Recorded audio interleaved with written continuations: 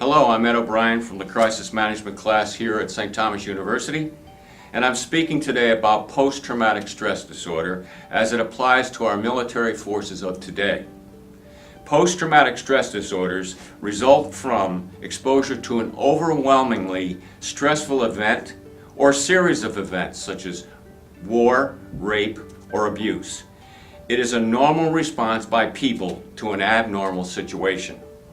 The traumatic events that lead to PTSD are typically so extraordinary or severe that they would distress almost anyone.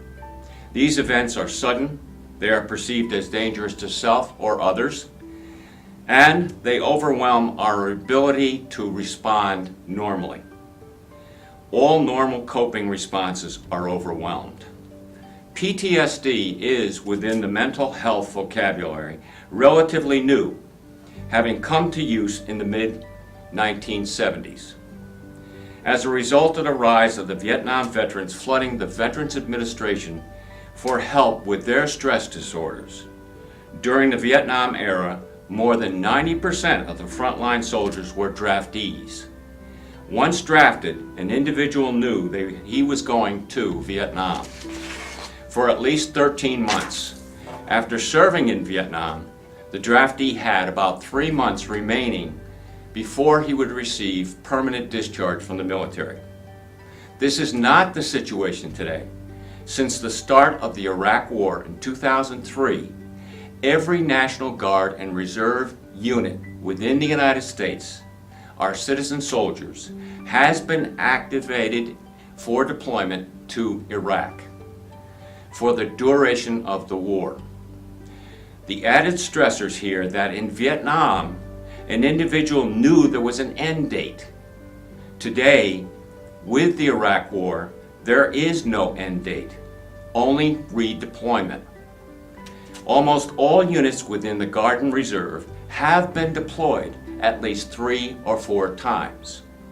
During the Vietnam era, the draftee was probably between the ages of 18 and 24, single, not in school, and most probably not married. Today, because of the absence of the draft, the soldier of today's Guard and Reserve is both male and female, between the ages of 18 and 60, with younger members probably in college, while the older members are employed in full-time civilian positions, many married with children. Because of multiple deployments, the stress levels of the soldier are intensified. Not only is there the stress of returning to a combat zone and knowing from past experience what horror that holds, but there is the extreme pressure from the home front. Wives and spouses of the soldiers originally expected a short tour for their military partner, but now it seems that they must endure multiple deployments, years without their spouses. Families have had to adjust their living conditions to fit the drastically lower pay scales on the military versus what the civilian would have received in the normal civilian environment. Military families are entitled to health care, commissary privileges, which is the supermarket, and base exchange privileges. But these only exist on military installations.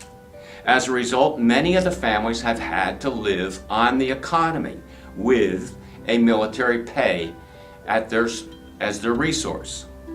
Many families have seen their houses in foreclosure or their cars repossessed. Single parents must, by regulation, have someone else raise their child while they are deployed. Again, this is an added burden of perhaps on a family member to take the child in a situation where all thought that this was going to be short term. So that in most cases, the child has been raised for the past 9 years by someone else. Again, the stress on a soldier can only be seen as he watches or they watch their child grow up through a hookup while they are in Iraq. I believe one guard put it correctly when he stated, "I didn't join the National Guard to fight. I joined the National Guard to go to college." This is a mindset. The citizen soldier sitting in a civilian job and college taken abruptly from their environment and thrust continuously into a state of stress and upheaval. During the late 1960s and early 1970s, I was attached to Training Command at Fort Benning, Georgia, and Fort Bragg, North Carolina. I witnessed the effect of PTSD on senior non-commissioned officers and officers as they trained individuals, new recruits, that they would eventually lead in Vietnam. These men, the senior NCOs and officers, knew what it was like to be in combat. As a result, returning to Vietnam, there was an increase in great deal of stress on the post. There was also the rise in alcoholism, domestic violence, fighting on and off the post, and generally disrespect within the ranks. Today is no exception. There is, as a result of stress, a disproportionate rise in domestic violence, divorce, alcohol and drug abuse. There is an alarming rise in suicide and murder-suicide with our troops. Because the incidents, many of them, occur off-post, the military has decided to allow the civilian authorities to report these incidents not as military-related, but as civilian-related murder, death, or disorderly conduct. Even though the incidents involve only military personnel and their families, many individuals seeking help for stress-related problems within the military healthcare system are often denied, delayed, ridiculed, abused, or even labeled as cowards. Those seeking help from the closest level, their commanders, have found that their life has often been made a living hell. Soldiers have been embarrassed, harassed, and branded as cowards. These soldiers who are released from service are often found that they are given less than honorable discharge from the military.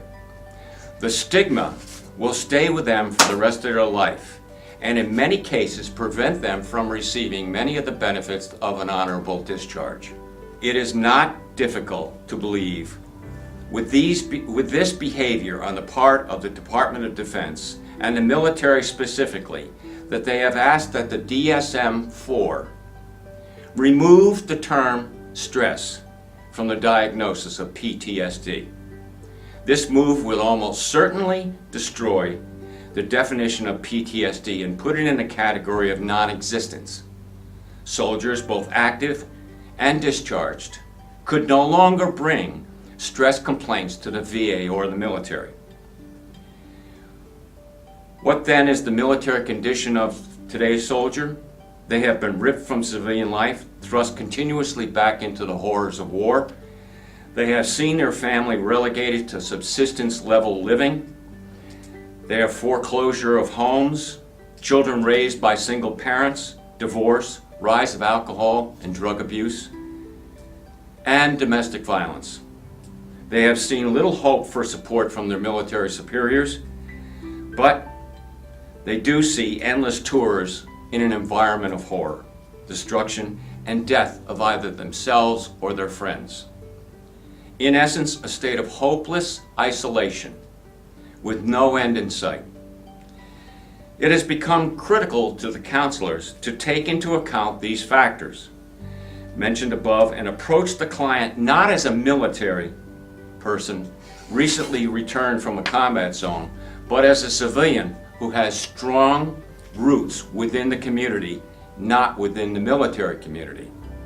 It is not to say that the regular Army client suffers less. On the contrary, they suffer the symptoms of PTSD as much as their fellow guardsmen. But they do not suffer alone. They live on a military installation in close proximity to their family and friends, which then they can get support. While your Guard and Reserve persons have no such support system. Guard and Reserve persons have met at a common location, but they do not live in proximity to each other.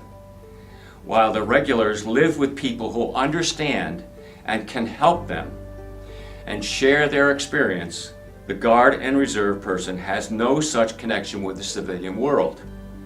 The younger soldiers, should they return to school, will find that their contemporaries have long graduated, and then those contemporaries have now established themselves within a career.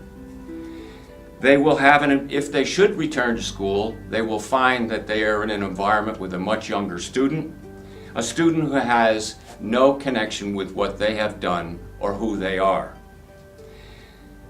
The older returning soldier, should they be reemployed, which is in many cases doubtful, since their position was probably filled many years ago, the older soldier will find that his career path has been blocked, that he is many years behind his contemporaries. And for any soldier over 50 not employed, it will become virtually impossible, particularly in today's economic situation. The returning soldier will find the VA facilities few and far between, and securing mental and medical help within a year's time virtually impossible. The mental health counselor has a daunting task in dealing with this citizen soldier, attempting to reconnect the client to the family and community, deal with the guilt, the stress, the anxiety, and isolation, and more often than not, substance abuse. The mental health counselor must be the one lifeline that the returning soldier has. The treatment for PTSD will be slow and long, and in some cases, a lifelong endeavor. But whatever is reported, PTSD does exist and is likely to reach epidemic proportions as the war winds down and as the soldiers return. Military and VA facilities see the economic impact. We, as mental health therapists, see the individual. Thank you very much.